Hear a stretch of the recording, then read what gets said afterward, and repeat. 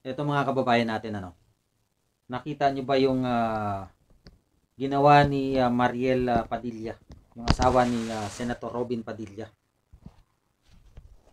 dun sa opisina mismo ni Senator Robin Padilla. At ito ay usaping matindi ng mga kababayan natin. Sa tingin nyo ba kung nakita nyo na yun ay tama ba yun? Yung ginawa ni Mariel Padilla. Yung nakikita doon sa opisina ni Senator Robin Padilla. Nandun mismo si ano si Senator Robin Padilla. Nandun kitang-kita siya nasa likuran ni Mariel Padilla. Yung makikita nyo may swero. Ang paliwanag ni Mariel Padilla, no, ay oras na raw niya para mag-take nitong ang sinasabi niya kasi vitamin C. Pero ang kumakalat na balita, gluta daw 'yun. Hindi natin alam ano kung ano talaga. Pero sa live selling ni Mariel Padilla, napanood natin ng konti ano dahil bumanat siya sa mga bumabatikos sa kanya na hindi daw 'yun gluta. Hindi daw 'yun gluta ang sinasabi niya. Nagpaliwanag pa.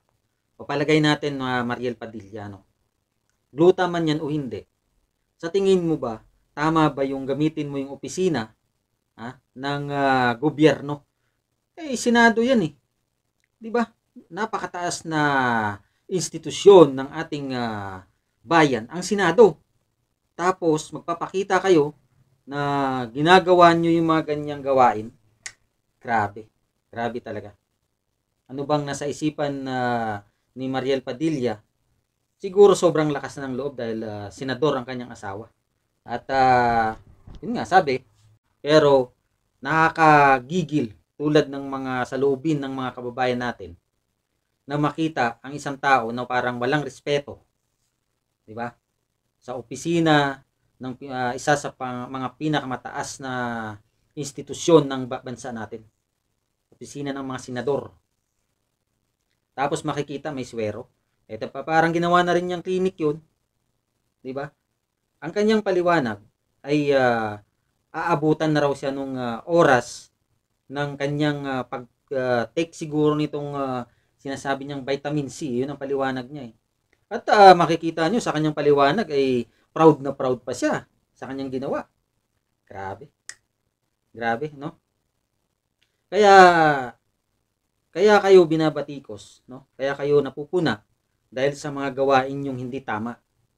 Hindi natin alam kung saan ba kayo kumuha ng kaalaman na gawin yan sa opisina ng gobyerno. Eh, may mga pera naman kayo, bakit hindi kayo dun pumunta sa clinic? Di ba?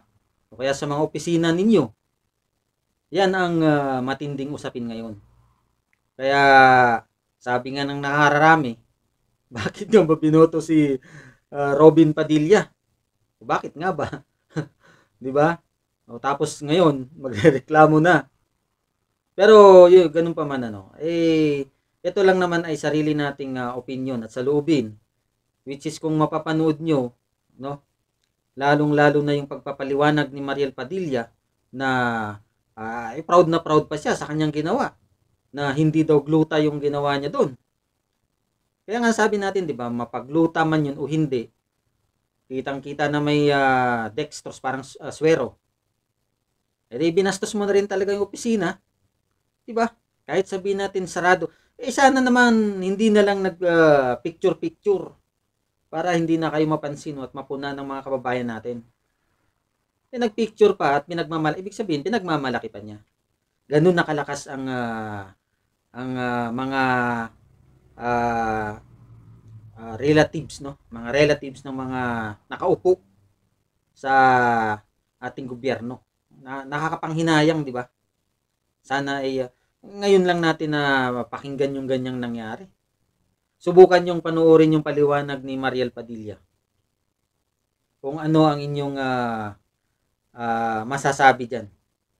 Ayoko nang idagdag pa rito, pero ito lamang ay personal nating saloobin, kumbaga. Kawawa ang ating bayan pagka ganito ang mga klase ng mga nakaupo.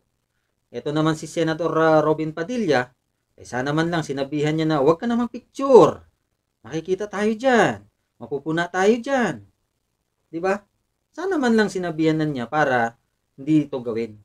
Takot yata si Senator Nako. Kaya kayo na bahalang humusga dyan. Ang sabi naman ay dinilit na raw. Kaso huli na ang lahat.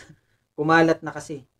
At marami na ang nakakita nitong nangyaring yan dyan sa opisina ni Senator Robin Padilla. Yan lamang po, maraming salamat sa inyong panonood. Subukan nyo pong hanapin, hanapin dyan sa social media at kayo nang bahalang humusga. God bless po everyone.